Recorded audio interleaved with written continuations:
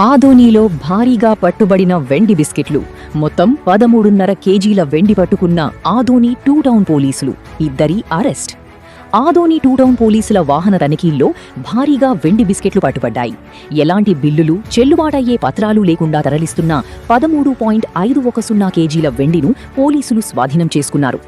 Adoni 2 town CI Rajasekhar Reddy తెలిపిన వివరాల మేరకు ఆస్పరి బైపాస్ రోడ్డులో అనుమానాస్పదంగా వెళ్తున్న హోండా యాక్టివా స్కూటీని తనిఖీ చేయగా ఎమ్మిగనూరు పట్టణానికి చెందిన షేక్ షాకీర్ 40, అజయ్ వద్ద 51 వెండి బిస్కెట్లు, 2 వెండి పొట్లాలు లభించాయి.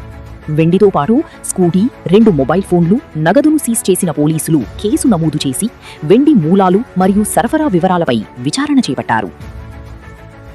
నమస్కారం అండి. ఈరోజు మనం ఆదోని పట్టణం నుండి ఎమ్మిగనూరుకి వెళ్తున్నటువంటి ఒక ఇద్దరిని అదుపులోకి తీసుకొని మనం చెక్ చేయగా వారి దగ్గర దాదాపుగా 13.5 కిలోల వెండి మనం పట్టుకోవడం జరిగింది. ఈ వెండికి సంబంధించినటువంటి బిల్స్ కానీ, వాళ్ళ దగ్గర ఎట్లాంటి GST ట్యాక్స్ కానీ ఏవి కట్టకుండా వాళ్ళు ట్రాన్స్పోర్ట్ చేస్తున్నట్టు మనకు తేలింది. అదే 0% దీని మీద వాళ్ళు తీసుకెళ్ళి దీన్ని అమ్ముకోవడము, సొమ్ము చేసుకోవడం జరుగుతూ ఉంది.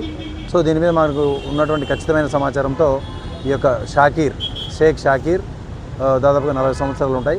ఎమ్మిగనూరు పట్టణం, ఇతనికి గోల్డ్ షాప్ ఉంది. అదేవిధంగా అక్షయ్ జాదవ్, ఇతను కూడా ఎమ్మిగనూరు పట్టణానికి చెందినటువంటి వాడు. వీళ్ళ బ్రదర్కి ఒక గోల్డ్ షాప్ ఉంది ఎమ్మిగనూరు టౌన్లో. సో వీళ్ళిద్దరూ కూడా ఒక స్కూటీపై ఈరోజు మన ఆదోని షరాబరా బజార్ నుంచి ఎమ్మిగనూరుకి తీసుకెళ్ళడానికి ప్రయత్నం చేస్తూ ఉంటే ఆ ప్రయత్నంలో మాకు ఇన్ఫర్మేషన్ మనం గ్యాదర్ చేయడంతో వీళ్ళిద్దరిని పట్టుకొని అదుపులోకి తీసుకొని వీళ్ళ దగ్గర ఉన్నటువంటి 13.5 కేజీల వెండిని మనం సీజ్ చేసి దీనిపై ఒకటి కేసు రిజిస్టర్ చేసి మనము తదుపరి దర్యాప్తు నిమిత్తము ఈ యొక్క ఇన్కమ్ ట్యాక్స్, GST వాళ్ళకి లెటర్స్ పెట్టి దీనిపైన విచారణ చేస్తున్నాము.